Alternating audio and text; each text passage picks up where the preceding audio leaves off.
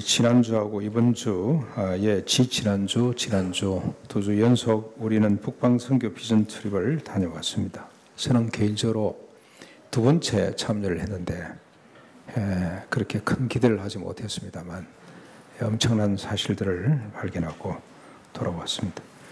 그 중에 가장 인상 깊은 것은 선양 하나 직원의 말입니다. 직원이 우리를 쭉 안내했던 직원이 이렇게 이야기를 했습니다. 이미 통일은 시작이 되었다. 그의 논리는 이렇습니다. 지금 한국 땅에 80만의 조선족이 살고 있습니다. 그리고 3만의 북한을 할주해 오신 분들이 이곳에서 같이 살고 있습니다. 남북을 넘어서 조선까지 이미 그의 말에 의하면 삼국이 통일이 됐다. 훈춘이라는 도시를 가보고 우리가 연변자치구 안에 이제 영길 이 제일 큰 도시 그 옆에 한 2시간 가면 훈춘이라는 도시가 있습니다. 두만강 근방에 우리 그 낮은 선봉하고 가까운 지역에 훈춘이라는 도시가 있는데 그 도시에 가서 그가 한 말이 더 현실적으로 다가왔습니다. 훈춘에는 포스코, 한국의 포스코 현대가 중국과 합작해서 여의도보다 더 큰 부지의 무료센터를 이미 가동하고 있었습니다. 직원이 하는 말이 정치가 뒷걸음을 치는 바람에 속도가 지금 안 붙는다고 그렇게 이야기할 정도였습니다. 남북을 합한 조선, 중국, 러시아, 심지어 일본까지 연결하는 허브 도시를 조성하기 위해서 훈춘, 중국 정부겠죠. 어마어마한 기업들을 끌어들이고 있었습니다.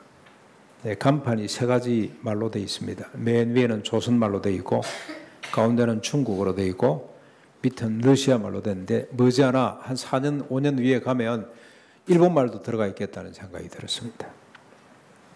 시진핑이 거기서부터 이제 러시아를 관통하는 그리고 대륙을 관통하는 21세기 실크로드를 구상해 놓고 있었습니다. 정치적 통일은 의미가 크지 않다는 생각이 자꾸 들었습니다. 이미 사람들이 만나기 시작했고 함께 일하고 있었습니다. 거기 물류센터에 갔더니 나와서 우리를 영접한 사람이 중국 사람입니다. 한족입니다. 중국 사람. 중국말로 쭉 소개를 하는데 이미 한국 회사에 취직을 해서 행복하게 살아가고 있었습니다. 이러다 보면 언젠가는 정치적으로도 통일이 되겠구나 생각이 들었습니다. 그래서 소망이 넘치고 참으로 기뻤습니다. 국경이라는 것이 별로 의미가 없구나. 다 왔다 갔다 하는구나. 지금 저 북한 쪽에서도 앉아서 짜장면 시켜 먹는다 그러잖아요. 중국 짜장면, 돈가스 자기 원하는 대로 시켜 먹을 수 있답니다. 그런데 제가 이걸 쭉 둘러보면서 한 가지 큰 염려가 생겼습니다. 통일을 넘어 역사의 주체가 기업이구나 하는 생각 때문입니다. 정치보다 기업이 훨씬 더 진취적이고 실제적이었습니다. 전 세계 우수한 인력들을 기업들이 다 확보하고 막대한 자본을 납세워서 새로운 역사를 만들어가고 있구나. 그래서 우리가 그 차를 타고 다니면서 보았던 프로그램 중에 하나가 한국에서 KBS 제작을 한 겁니다만 앞으로 동북아, 동북공정 이게 어떻게 돌아갈 것인지 세계적인 전문가들을 불러냈는데 그 중에 한 사람이 골드만삭스의 아시아 존의 책임자입니다. 하마드를 낳았고 얼마나 머리가 명석한지 러시아말, 중국말 모국어처럼 사용할 수 있는 그런 젊고 유능한 지도자가 그런 지도자 전 세계 지도자들을 골드만삭스 삼성, 현대 이런 데서 다 독점하고 있구나 그런 생각이 들었습니다. 두레교회 출신들 가운데서도 소위 말해서 명문대 출신들은 다 삼성 이런 데서 다 차지하고 있다는 생각이 들어서 이건 어쩔 수 없는 역사적 현실이구나 하는 생각이 들었습니다. 이것이 왜 부담스러우냐. 기업이 이렇게 좋은 인력들을 다 소유하고 막대한 자본으로 역사를 정치보다 훨씬 더 진취적으로 이끌어가고 있는데 이게 왜 문제가 되냐. 왜 이게 두렵냐. 그렇게 질문하실지 모르겠습니다만 여러분 기업이 추구하는 것은 뭡니까? 오직 하나입니다. 이윤, 돈입니다. 돈. 이런 기업의 역사를 맡겨도 되는가라는 의심이 들지 않을 수가 없습니다. 이런 역사적 현실 앞에서 누리교회 성도들, 참된 제자가 되고 참된 이웃이 되기를 원하는 누리교회 성도들은 어떤 판단을 갖고 행동해야 될지 묻지 않을 수가 없습니다. 오늘 이 질문의 답이 오늘 본문이 우리에게 너무나 잘 제시하고 있습니다. 마치 이 본문이라 이 질문을 할 수밖에 없었고 이 질문에 대한 답을 얻을 수밖에 없었습니다. 오늘 본문은 오므리 왕가의 한 에피소드를 다루고 있습니다. 오므리 왕가는 BC 885년부터 841년 동안 4년간 북쪽 이스라엘의 철권 통치를 휘둘렸던 왕조입니다. 그런데 여러분, 이 오므리 왕가에 대한 평가가 참 재미있습니다. 극단적입니다. 세속사가들은 여러분 성경을 읽다 보면 누구의 기록들은 역대 지략은 역대 지략이다. 누구의 기록은 역사는 역대 지략이다 기록되었더라 하는 걸 종종 읽으시죠. 역사책이 있었다는 뜻입니다. 우리 조선 왕조 실록에 있었던 것처럼 역사책이 있었는데 그 역사책에 의하면 오므리 왕조는 이스라엘 통합 그 다음에 분열 시대를 막론해서 가장 뛰어난 왕조였습니다. 가장 강력한 가장 성공한 왕조라고 할 수가 있습니다. 그렇게 말하는 근거가 뭐냐면 다윗도 아람 전체를 통치하지 못했습니다. 전체에 영향을 미치지 못했어요. 그러나 오므리 왕조, 오므리와 특별히 아합 때는 온 아람을 지배했습니다. 정치적, 경제적으로 지배를 한 거죠. 그래서 조공을 받아냈습니다. 그런데 포로 이후에 돌아온 경건한 역사가들이 평가는 정반대입니다. 가장 악랄한 왕이었습니다. 이스라엘 역사 가운데 모든 역사를 통틀어서 오므리 왕가처럼 타락하고 부패한 왕조는 없었습니다. 그 대표적인 네 하나를 소개하는데 나봇의 포도원 사건 여러분 아시죠? 이 아합이 오므리 다음에 왕이 되었던 아합이 사마리아 지역보다 아마 이스라엘 지역 북쪽 지역이 더 아마 마음에 들었던 모양입니다. 그래서 자기 별궁을 거기다 하나 짓는데 마침 거기에 보니까 이 나봇이라는 사람 포도원이 딱 걸려 있어요. 그러니까 이걸 집어넣으면 참 좋겠는데 그걸 사야 되겠구나 하고 나봇에게 가서 나봇아 이걸 팔아라 그랬더니 못 팝니다. 그러면 다른 더 좋은 땅을 줄 테니까 대토죠. 대토하자. 네 이 땅을 더 크고 좋은 땅을 줄 테니까 이걸 나한테 타오. 그래도 안 됩니다. 안 된다고 한 이유가 뭐죠? 하나님 말씀이 안 되게 되어 있어요. 하나님이 주신 땅은 그 가문에서만 그 가족들이 자자손손 되도록 먹고 살아야 될 터전이기 때문에 사고 팔 수가 없어요. 팔면 안 됩니다. 팔리면 가까운 친척들이 빨리 사줘야 돼요. 그걸 사서 도로 돌려줘야 되고 그것도 안 되면 50년 만에 그 땅이 다시 원래 주인에게 돌아가도록 만들어줘야 됩니다. 그런 법이 있기 때문에 라봇은 하나님 말씀을 지켰기 때문에 팔 수가 없다고 이야기를 했습니다. 결과가 어떻게 됐습니까? 이세벨이 나서서 이 아합의 부인 시돈 왕의 딸입니다. 시돈 그러면 여러분 잘 이해가 안 되실지 모르겠는데 이 알파벳이 처음으로 만들어진 지역이 시돈 두로 시돈 지역이라고 보시면 됩니다. 우수한 문화가 있고 이 예술이 아주 발달된 곳이라고 이렇게 보시면 돼요. 그 지역의 왕의 그 시돈 왕의 딸이 이세벨인데 이세벨이 이 문제를 풀어줍니다. 어떻게 풉니까? 지역 이스라엘 장로들 제사장들을 지역 유지들을 동원해 가지고 신성 모독죄를 걸어서 죽입니다. 살해했습니다. 아마 성경 기록에 보니까 그 자녀들도 그때 같이 아마 죽었던 것 같습니다. 그래서 그 땅을 빼앗아서 자기 남편 아합에게 줘버렸습니다. 이런 시대입니다. 이런 시대. 이런 가정한 시대에 이런 게 왜 어떻게 가능했냐? 어떻게 백주 드나제 이렇게 남의 땅을 빼앗기 위해서 사람을 이렇게 모함해서 죽이는 것이 가능했냐? 힘 있는 사람이 더 많은 것을 가질 수 있다는 논리, 더 많은 것을 가지면 더 행복해질 수 있다는 논리, 바알 사상이죠. 아세라 정신이 팽배했기 때문입니다. 반면에 하나님 말씀 모세율법은 시대에 뒤지는 것으로 완전히 무시당하는 시대였기 때문에 이런 일이 가능을 했습니다. 이때 엘리야가 등장합니다. 하나님의 사람 엘리야가 등장해서 오므리 왕과 왕조와 각을 세우게 됩니다. 아합이 이세벨과 결혼을 해서 본격적으로 끌어들인 바알과 아세라를 섬기는 선지자들과 여러분 잘 아시는 갈멜살 대결이 있었죠. 바알 제사장 400명, 아세라 제사장 450명, 도합 850명하고 엘리야하고 둘이 대결을 했습니다. 결국 하나님의 살아계심이 엘리야의 제단에 나타나는 것 때문에 엘리야가 명령해서 바알과 아세라 모든 제사장들 850명을 다 죽인 사건이 발생했습니다. 이를테면 이세벨이 빨리 깨닫고 아이고 이건 하나님이 참 신이구나, 내가 잘못됐구나 하고 무릎을 꿇어야 될 텐데 그러지를 않고 어떻게 됩니까?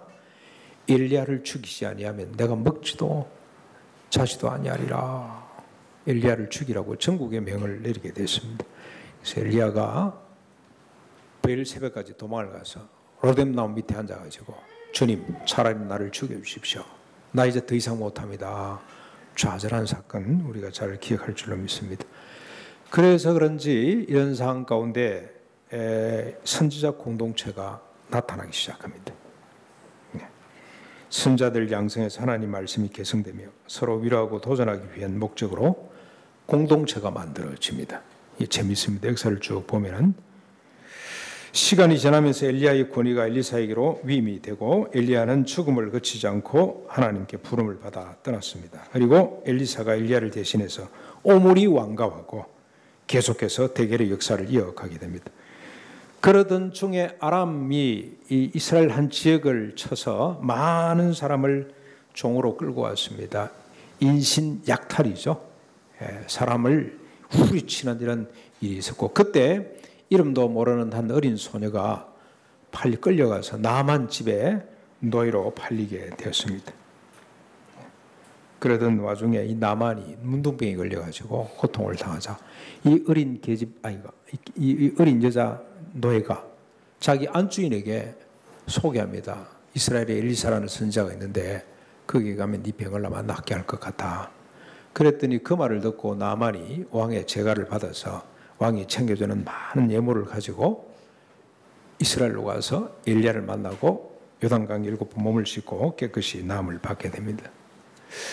이 아이가 어떻게 살았길래 이름도 없는 이 아이가 그 뒤에 기사가 나오지도 않습니다. 어떻게 살았기에 나만이 그의 부인이 이 아이의 말을 듣고 그 먼 곳까지 찾아가서 결국 몸을 깨끗이 치유하긴 했습니다만 갔을까? 이 아이의 삶이 어땠을까? 이 아이의 모습이 어땠을까? 참 여러분 호기심이 많이 생기죠.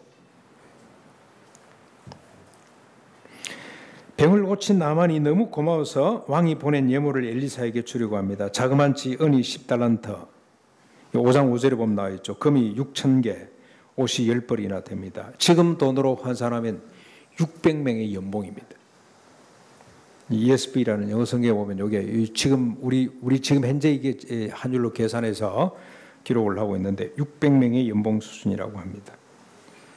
이렇게 나만이 예물을 주려고 할 때 엘리사의 반응이 참 재미있습니다. 여러분 저 5장 16절 한번 보십시오.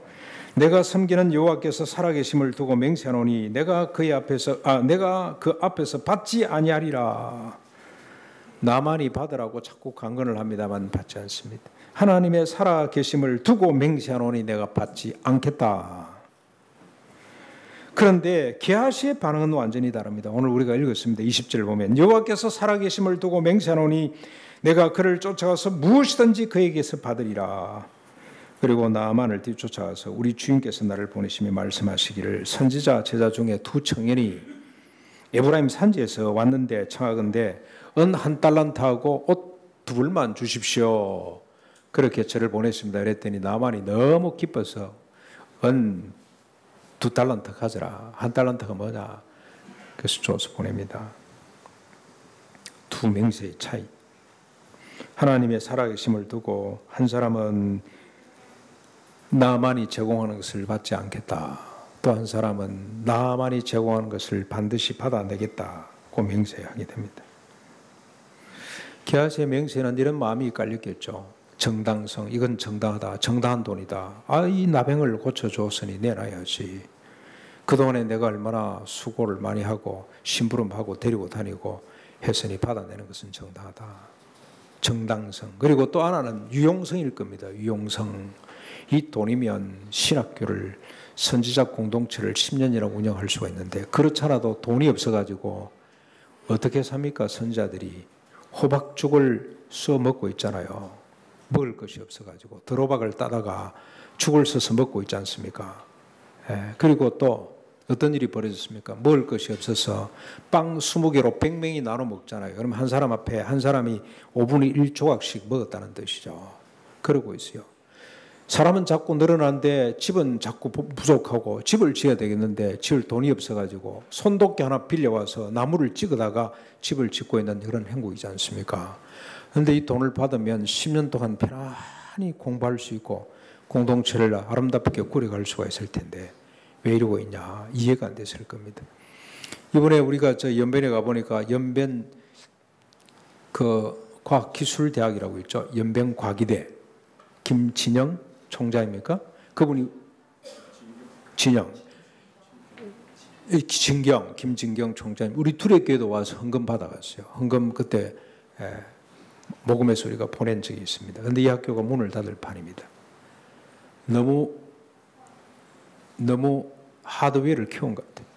근데 이게 학생들이 지금 전국 중부에서 자꾸 이제 밀어내는 거죠. 30년 대선이 나가라. 그래서 김진경 총장님이 지금 큰 고민에 빠졌고 교수들이 큰 고민에 빠졌습니다. 그 해답이 엘리사에게 있습니다. 고민할 이유 하나도 없습니다. 이런 상황에 그 좀 받아가지고 운영하면 얼마나 10년은 편안히 학교 운영을 할 수 있을 텐데 왜 이걸 안 받냐, 그런 뜻이 이 게하시의 생각일 겁니다. 그래서 그는 하나님의 살아계심을 두고 내 주인은 네 아람 사람 나아만에게서 면하여 주었지만 나는 반드시 받아내리라고 그렇게 맹세했습니다. 그럼 여러분, 엘리사는 왜 이걸 받지 않았을까? 받으면 될 텐데 왜 받지 않았을까? 그건 나쁜 돈도 아니고 얼마나 좋은 돈입니까? 그렇죠? 엘리사는 어떤 생각에서 받지 않았는지 우리가 살펴봐야 됩니다. 나아만을 만나고 돌아온 게하시와의 대화에서 엘리사의 마음을 우리가 읽을 수가 있습니다. 24절부터 26절이죠. 게하시가 받아온 것을 숨겨놓고 엘리사 앞에 섰습니다. 엘리사가 게하시에게 네가 어디서 오느냐고 묻습니다. 그랬더니 게하시가 능청스럽게 당신의 종이 아무데도 가지 아니하였습니다 라고 대답을 합니다. 그랬더니 엘리사가 이럽니다. 한 사람이 수리에서 내를 맞이할 때 나도 거기 있었느니라. 다 아는 거죠. 하는 겁니다. 그러면서 말합니다. 26절입니다. 우리 같이 한번 읽어보실까요? 같이 한번 26절. 엘리사가 이르되 한 사람이 수리에서 내려 너를 맞이할 때 내 마음이 함께 가지 아니하였느냐. 그 다음 같이 읽겠습니다. 지금이 어찌 언을 받으며 옷을 받으며 감람원이나 포도원이나 양이나 소나 남종이나 여종을 받을 때이냐. 지금이 어찌 언을 받으며 옷을 받으며 감람원이나 포도원이나 양이나 소나 남종이나 여종을 받을 때냐. 여러분 착각하시면 안 됩니다. 은이나 옷이나 감람원, 포도원, 양과 소, 남종, 여종이 나쁘다, 무용하다 그런 뜻이 아니죠. 이런 것들은 인간이 살아가는 데 있어서 필수 불가결한 것들입니다. 없어서는 안 됩니다. 크게 보면 하나님이 주신 선물입니다. 하나님의 축복입니다. 그런데 지금은 아니란 뜻이 뭐냐? 지금은 우리가 앞에서 살펴봤듯이 지금이 어느 때입니까? 오므리 왕조, 돈이면 무엇이든지 할 수 있는 그런 시대, 이런 것들을 절대 가치로 생각하고 살아가는 그때이기 때문에 안 된다는 거예요. 국가나 개인의 가치가 성장주의, 물질주의에 함몰되어 있기 때문에, 그래서 하나님 말씀, 하나님의 임재와 통치 자체를 완전히 무시한 때이기 때문에, 나보색에서 우리가 보았듯이 하나님 말씀대로 살겠다고 하면 죽임을 당하는 시대이기 때문에, 그렇기 때문에 지금은 받을 때가 아니라는 뜻입니다. 이런 왕조 시대의 가치와 각을 세우고 싸우면서 하나님의 가치를 심고 가꾸기 위해서는 은이나 금이나 이런 것들을 멀리해야 된다는 거죠. 이런 차원에서 엘리사는 생도들, 선지 생도들을 훈련하고 있습니다. 호박죽 먹을 수 있는 정신을 기르고 있습니다. 빵 한 조각으로 5사람이 나눠 먹는 이런 정신을 지금 함양하고 있습니다. 제작 훈련을 하고 있다 이 말입니다. 이런 의미에서 이 오므리 왕조와 각을 세우고 하나님 말씀을 심고 가꾸기 위해서 어떤 정신이 필요하냐? 도끼를 사면 좋겠죠. 몇 자루 사놓고 갈아놓고 말이죠. 늘 쓰면 좋겠죠. 그러나 필요할 때 가서 빌리는 정신, 그런 정신을 지금 길러내고 있는 겁니다. 하나님 말씀 곧 정의와 평화의 가치를 추구하기 위해서는 덜 호박 정신이 필요하고 불이 뜨고 5분의 1 정신이 필요하고 손도끼 공용하는 정신이 필요하다는 뜻입니다. 지금. 그런데 여기서 우리 한 가지 반문이 생깁니다. 사람이 이런 정신만 가지고 살 수가 있냐? 육체를 가지고 있는데. 네. 그런 생각이 들죠. 흑한 날 우리 도로박만 먹고 살 수가 있냐? 5분의 1 조각만 먹고 우리가 살 수가 있냐? 하는 불편한 마음이 생기게 됩니다. 그래서 엘리사는 여러분 잘 보십시오. 이 상상마다 특별한 것을 더 풀어서 기록하고 있습니다. 도로박을 따서 죽을 썼습니다. 그런데 먹을 수가 없어요. 독성이 있어가지고 아마 독호박을 따왔던 것 같아요. 예, 제가 아는 장로님 부인은 버섯을 따와서 먹고 돌아가신 분이 있습니다. 그것처럼 도로박을 따왔는데 독성이 있어서 먹지를 못합니다. 그랬더니 엘리사가 나서서 무슨 가루인지는 모르겠어요. 가루를 넣어가지고 해독해서 먹게 했습니다. 100사람이 보리떡 20개 가지고 먹어야 됩니다. 이것 가지고 뭘 나누냐 그러고 있을 때 엘리사가 그래도 나눠주라. 나눠주었더니 100명이 배불리 먹고도 남았습니다. 500명의 기적이 엘리사 시대에 벌써 있었어요. 플러스 알파가 됐습니다. 손도끼를 빌려가지고 나무를 쪼다가 이게 빠져가지고 물에 빠져버렸습니다. 이 선지자 생도한 사람이 얼마나 놀랐는지 엘리사의 일을 어쩌면 좋겠습니까 하고 깜짝 놀랐습니다. 그때 엘리사가 나서서 어디 빠졌냐 나무 가지를 하나 던졌더니 도끼가 떠올랐습니다. 이걸 왜 기록을 했을까? 초장부터 제대로 해주시지 왜 이렇게 도로박 먹다가 독을 풀어주고 그걸 또 빠뜨리기는 빠뜨려요. 그냥 집을 바로 딱 두다닥 만들어주지 빠뜨린데 다시 끄집어 또르도록 만들고 하는 이유가 뭐냐? 왜 이렇게 하시냐? 왜 이렇게? 여기에 중요한 의미가 있습니다. 너희들이 하나님의 나라 가치를 심기 위해서 기본만 해라. 기본만 도로박을 먹으라. 그러면 나머지는 내가 알아서 다 채운다. 그런 뜻입니다.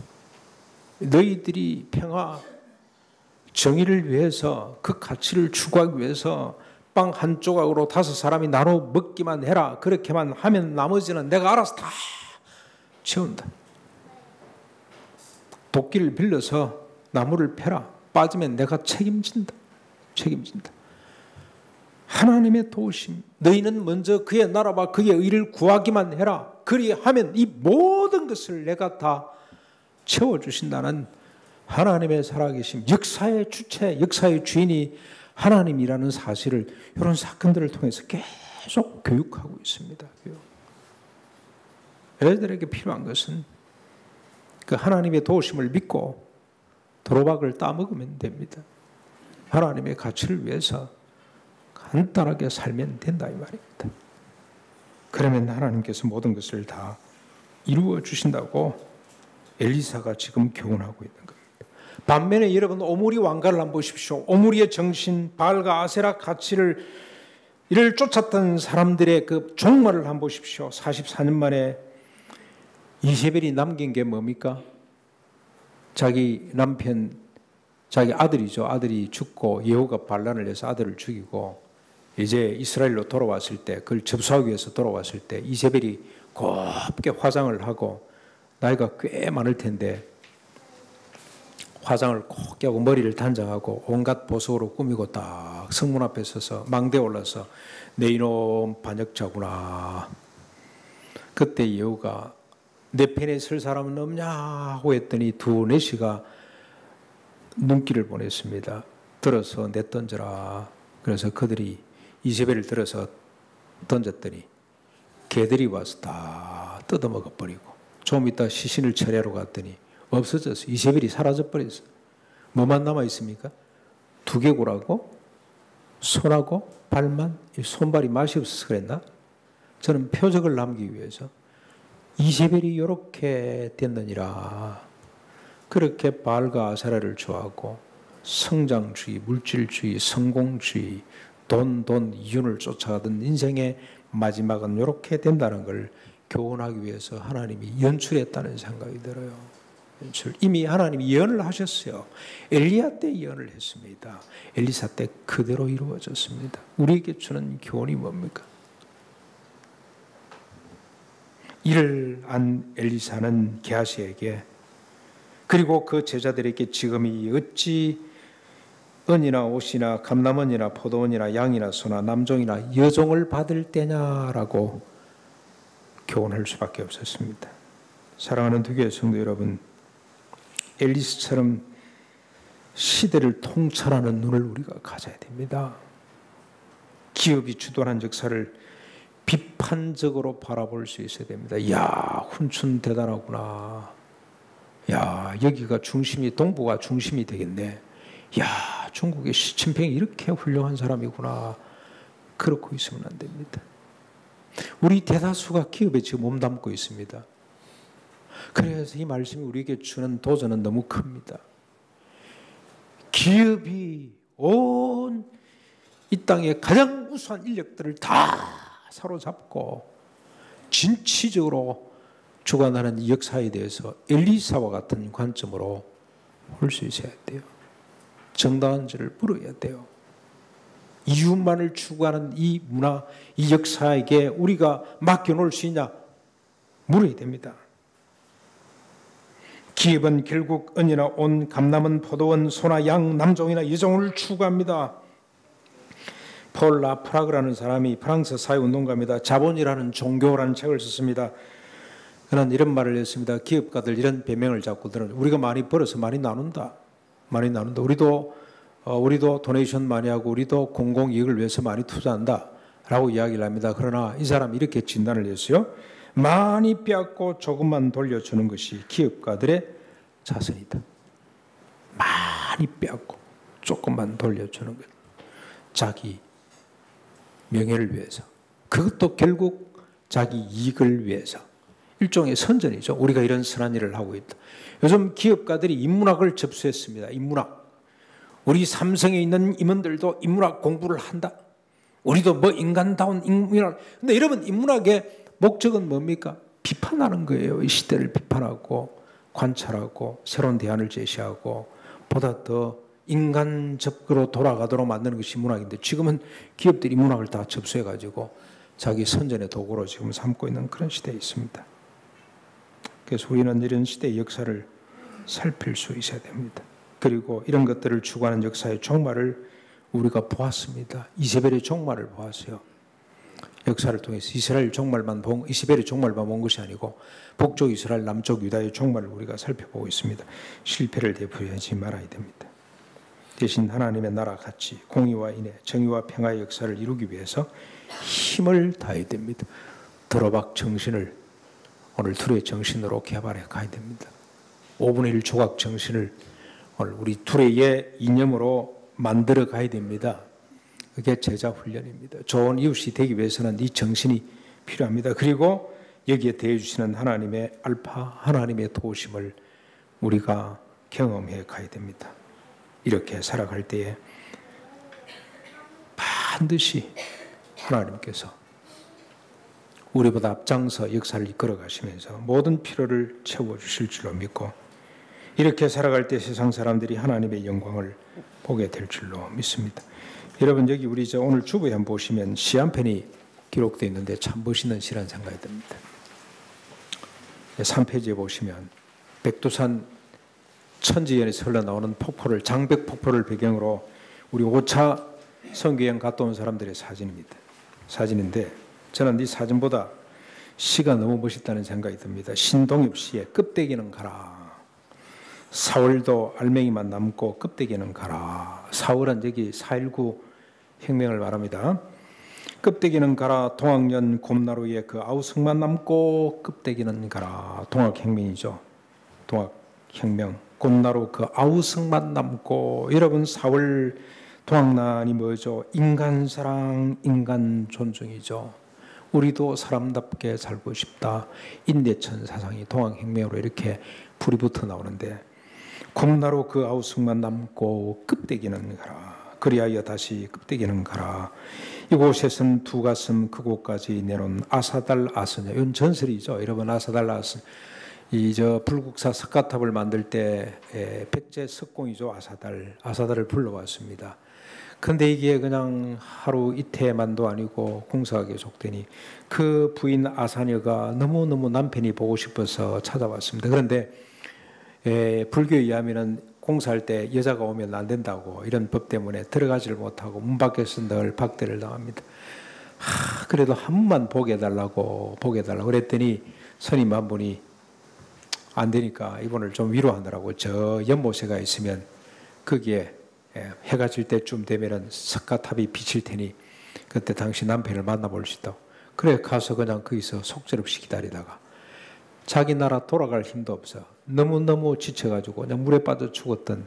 그래서 공사를 마치고 아사들이 나와 봤더니 자기 부인이 없어요. 그래서 여러분 석가탑을 무영탑이라는 이름이 붙었어요. 영이 잔상이 없는, 아무리 자기 아내를 찾아도 잔상이 없어. 그래 산에 바위에 그 자기 아내의 모습이 나타나서 그걸 깎아서 이렇게 만들어 놓았던 그런 전설, 실제 인물인지는 잘 모르겠습니다만 하여튼 아사달 아스냐가 중립의 초래청 앞에 서서 부끄럼 빛내며 맞절을 할지니. 여러분 이 시의 배경이 67년도에 나온 시잖아요. 이 시가 신중엽 씨라는 분이 이육사 뺏긴 땅에도 봄이 오는가의 육사를 이어가는 저항신이죠. 일종의 참여신입니다. 그런데 이 신동엽 씨의 시가 시를 연구한 사람들이 그럽니다. 김소월의 그 서정과 육사의 그 외침이 농축되어 있는 가장 아름다운 저항시라고, 우리 대한민국의 가장 아름다운 저항시라고 소개를 한 것인데요. 여기 부끄러움을 빛내며 맞절할지니 두 남녀가 순수한 사랑으로 맞절을 할 때니 껍데기는 가라. 한라에서 백도까지 향기로운 흙냄새만 남기고 그 모든 쇠붙이는 가라. 한라산, 여기 지금 배경이 67년도이기 때문에 제국주의, 일본 제국주의, 그리고 분단의 역사를 압하면서 선시입니다. 제발 사상이나 이념이나 껍데기는 다가고 순수한 인간 사랑만 좀 남겨다오. 이념으로 나라가 두 쪽이 찢어져서 남녀가 생이별을 하고 부모가 자식을 못 보는 이런 시대, 껍데기 쇠붙이 단단해 보이는, 멋있어 보이는 쇠붙이 껍데기는 다, 가짜는 다 가고 알맹이 순수한 것만, 흙냄만 좀 남겨다오. 여러분, 저 종교는 좀 시적이어야 됩니다. 목사가 좀 시적이어야 돼요. 그냥 말을 하면 잘 안 먹히더라고. 시적으로 표현을 해야 되는데 제가 그게 참 잘 안 됩니다. 그래서 이 시를 좀 빌릴 수밖에 없습니다. 여기 껍데기는 뭐겠습니까? 쇠붙이는 뭐죠? 이웃만을 추구하는 기업정신. 이건 좀 가고 흙냄은 뭡니까? 인간 존중, 인간 사랑만 좀 남아다오. 제가 한 2주간 동안 정말 이번 휴가 때 제가 필리핀에 갔다 왔습니다. 가서 선교사님을 만났습니다. 30년 전에 알았던 선교사님, 종종 한 번씩 우리 집사님을 통해서 안부를 묻고 했던 그 선교사님 그곳에 가서 우리 집사님 한 번도 만나긴 했습니다만 이 선교사님을 만나고 얼마나 제가 큰 위로와 도전을 받았는지 모릅니다. 이분이 한 25년 전에 민다나오 이 가가얀 대오라는 곳에서 선교사로 파송을 받아가서 그곳에 가서 보니 아이들이 학교를 못 가고 있어. 지금도 마찬가지입니다. 대낮에 아이들이 학교를 못 가고 그냥 배에서 던져주는 돈이나 주려고 물속에 뛰어들고 이런 아이들을 보고 너무 안타까워서 학교를 시작했습니다. 근데 본국에서 목사님이 전적으로 지원을 하다가 이분이 그냥 그 아들한테 세습을 하고 자기가 물러앉았어요. 아들의 정책이 바뀌어가지고 모든 지원을 다 끊어버린데 하루아침에 지원이 끊어졌어요. 아이들은 지금 몇백 명 모아놔 놓고 임마누엘 초중고등학교, 임마누엘 하나님 임재. 이게 운영이 됩니까? 아이들 학비를 받을 수가 없어서 먹을 것도 입을 것도 다 학교에서 제공을 해줘야 되는데, 그리고 우수한 교사들을 불러서 봉급을 줘야 되는데, 그래서 이분이 안 해본 게 없어요. 안 해본 게 없어. 옷 장사를, 중고 옷 장사. 한국에서 옷 모아주면 그걸 파는 장사를 했는데 돈을 엄청 벌었대요. 엄청 버는데 보니까 자기가 판 옷을 모슬렘들이 이렇게 막 두르고 다닌단 말이죠. 이렇게. 근데 이게 맞나? 그냥 막 모슬렘이 누구건 사가면 되는데, 이 목사님은 양심에 또 그게 허락이 안 돼. 자기가 판 걸 가지고 이렇게 예쁜 스카프 같은 걸 모슬렘들이 두르고 다니는데, 그래서 이분은 그걸 수군이라, 모슬렘이라 그러질 않고 주변에 모슬렘들이 막 있으니까 이게 맞나 고민하다가 하나님 이건 아닌 것 같습니다. 그리고 사업을 바꿔서 또 이것도 해보고 저것도 해보고 저것도 실패를 거듭하다가 5년 전부터 드디어 1년에 순수입 5억 이상이 되는 기업을 하나 일으켰어요. 여러분, 필리핀 사람이 제일 좋아하는 음식 중에 하나가 통닭입니다. 통닭. 딱 30일 된 통닭. 30일 만에 빼내는, 계속 빼내는. 그래서 학교를, 교사들 봉급, 그 다음에 그 농장에 일하는 사람 봉급을 15,000페소씩 주는 농장으로 만들었어요. 지금도 보니까 계속해서 공장을 확장하고 있습니다. 가가엔 데올에 유명한 사업가가 돼 있어요. 그래서 이제 목사님 설교를 제가 잘 못합니다. 하도 사업이 바빠가 돌아다니다 설교는 자기가 설립해놓은 12개 교회 목사들이, 현지 목사들이 따갈로그로 이 비사이안으로 멋있게 설교를 하고 자기는 그냥 그들을 후원하라 뒷받침하느라 지금 사업하는데 정신이 없어서 못합니다. 그런데 가가엔대로 정부가 이 사람에게 가이드를 한 사람 붙여놔야지. 현직 견사를 한 사람 붙여서 안전 신변 보호를 해요. 그리고 이 사람을 누가 돕냐면 MP의 여러 번째 민다나오에 있는 공산주의자들이 있죠. 그 사람들이 돕고 있습니다. 그 사람들은 무조건 총 대놓고 돈 빼앗아갑니다. 누가 얼마 벌은지를 다 압니다. 빼앗아가도 한 말 못합니다. 그리고 한쪽에는 모슬렘 또 세력들이 있습니다. 이 양대 세력이 목사님을 보호하고 있습니다. 왜 보호하냐? 자기 자녀들을 그곳에 불러서 무상으로 교육을 해주고 있기 때문에. 기업의 새로운 정신을 이분이 만들어가고 있습니다. 돈 벌어서 몽땅 자기 쓸 것만 쓰고 나머지는 전부 다 사회환원입니다. 계속 기업을 확장해 가고 있습니다.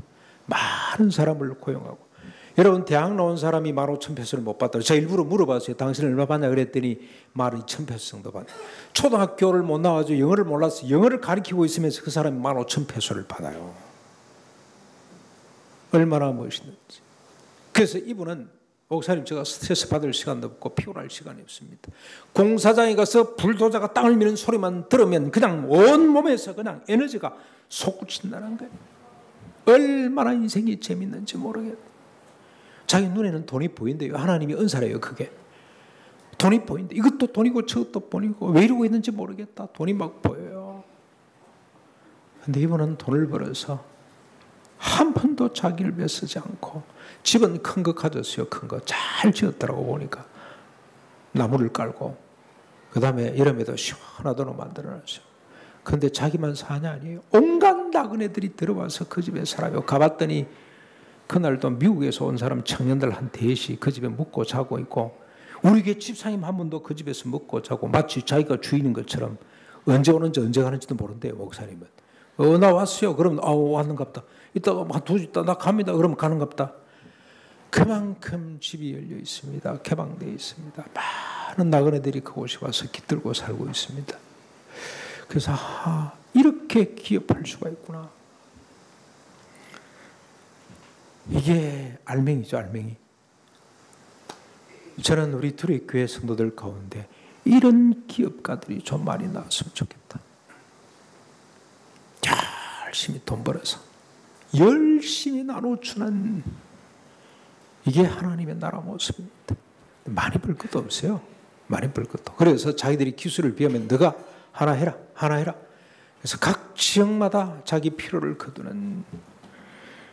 그래서 향기로운 한 냄새만 남고, 인간 존중, 인간 사랑만 남고, 돈과 유운의 가치는 다 사라지는 이런 세상을 만들어내는 우리 두레교회 성도님이 됐으면 좋겠습니다. 우리 일상 가운데 일상의 통일, 오늘 이곳에 와 계신 조선족 따뜻하게 손 내밀고 위로하고 격려하고, 이곳에 와 계시는 우리 북한에서 오신 탈북자 형제 자매들 꼭 끌어안고 그들 위해서 한 번이라도 더 도움이 되고 위로가 되는 말을 하고 이렇게 살아낼 때 하나님의 영광이 온 세상 가운데 높이 들림을 받고, 또 하나님께서 모든 걸 책임져 주시고 풍족히 채워주실 줄로 믿습니다. 우리 말씀을 생각하면서 322장 우리 찬송 같이 한번 읽습니다. 322장입니다. 여러분